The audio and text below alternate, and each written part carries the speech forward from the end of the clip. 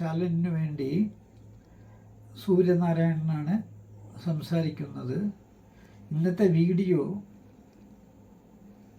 ഒരു ചെറിയ അഭ്യർത്ഥനയോടുകൂടിയാണ്. അതായത് ഈ ചാനൽ കാണുന്ന എല്ലാ സബ്സ്ക്രൈബേഴ്സും പ്രകൃതി മാതാവിനോടും പ്രകൃതി പുരുഷനോടും ചെയ്യേണ്ടുന്ന ഒരു ചെറിയ പ്രാർത്ഥന.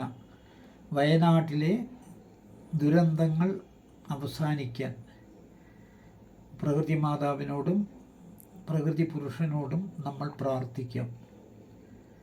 ഓം നമഃശിവായ എന്ന മന്ത്രം 108 പ്രാവശ്യമോ 336 പ്രാവശ്യമോ 1008 പ്രാവശ്യമോ പറഞ്ഞുകൊണ്ട്, അതേമാതിരി ശിവശക്തീഖ്യരൂപിണ്യേ നമഃ ഇതും അത്രയും സംഖ്യ പറഞ്ഞുകൊണ്ട് നമുക്ക് പ്രാർത്ഥിക്കാം.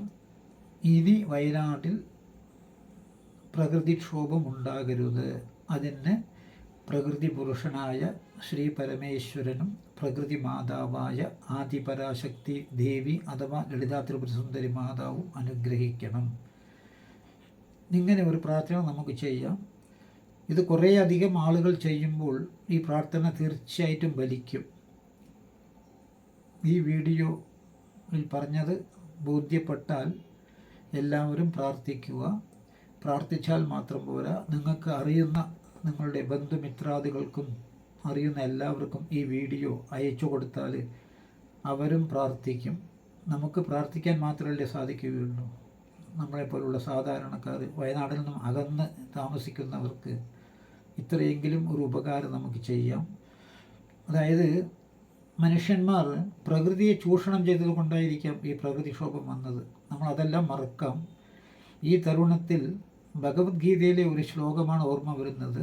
സുഹൃത് മിത്രായുദാസീന മധ്യസ്ഥദ്യേഷ്യ ബന്ധുഷു സാധുഷ്യ പിചപാപേഷു സമബുദ്ധിർ വിശിഷ്യതേ.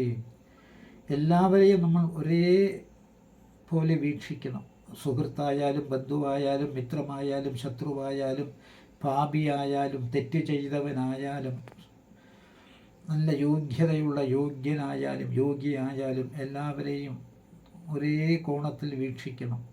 അപ്പോൾ തെറ്റ് ചെയ്തവരുണ്ടാവാം അവിടെ, അവരുടെ പ്രകൃതി ചൂഷണം കൊണ്ടായിരിക്കും വന്നത്.